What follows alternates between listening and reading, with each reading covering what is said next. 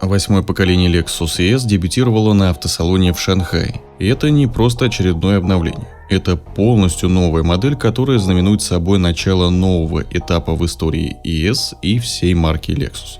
Не случайно местом дебюта выбрали Китай, ведь именно здесь продается почти половина всех Lexus ES в мире. Логично, что именно под этот рынок и затачивалась новинка. Разработкой нового седана занимался японский технический центр Toyota, а проектом руководил главный инженер марки. Китайские партнеры к проекту отношения не имеют, и это важный момент, учитывая текущую тенденцию. Например, в Шанхае представили новую Mazda Z60 на основе кроссовера от Changan, а Audi и вовсе лишилась колец и представила новый бренд с заглавными буквами Audi, разработанный в сотрудничестве с китайским SAIC. Дизайн нового Lexus ES вдохновлен концептом LFZC, но, как это обычно бывает, серийная машина заметно упрощена. Тем не менее, инженеры сделали ставку на аэродинамику, которая улучшает не только экономичность, но и снижает шумы в салоне. Визуально ES стал гораздо солиднее и теперь больше похож на представительский седан, чем на роскошную версию Camry. У него глухая лицевая панель, как у настоящего электромобиля, скрытые выдвижные ручки на дверях, а дизайн кормы напоминает лифтбэк, хотя это по-прежнему классический седан. Габариты стали заметно больше. Длина составляет 5140 мм, плюс 165 мм.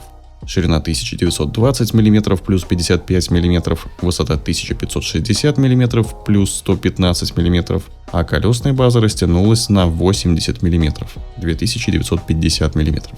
Lexus ES доступны колеса от 18 до 21 дюйма, в зависимости от комплектации. Внутри седана царит минимализм и цифровизация. Перед водителем трехспицевый руль и лаконичный дисплей приборов под козырьком. В центре стоит большой экран медиасистемы, а в топ-версиях их будет сразу два. Ниже находится панель управления. Это сенсорные кнопки с подсветкой. В списке опций есть интеллектуальная система, объединяющая настройки климата, подсветки и ароматизации. В компании заявляют, что с увеличением размеров для задних пассажиров стал доступен простор, близкий к бизнес-классу. А еще у седана есть большая панорамная крыша. Несмотря на электрификацию, новый ES не использует платформу eTNGA, как у моделей Lexus RZ или Toyota BZ.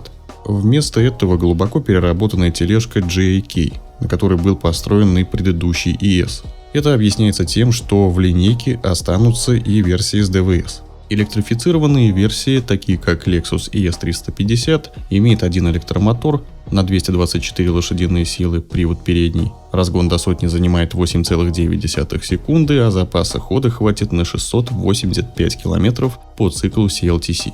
Lexus ES 500i имеет два мотора, общая отдача 343 лошадиные силы, привод соответственно полный, разгон до сотни занимает 5,9 секунды, а запаса хода хватит на 610 км. Емкость батареи пока не раскрыта.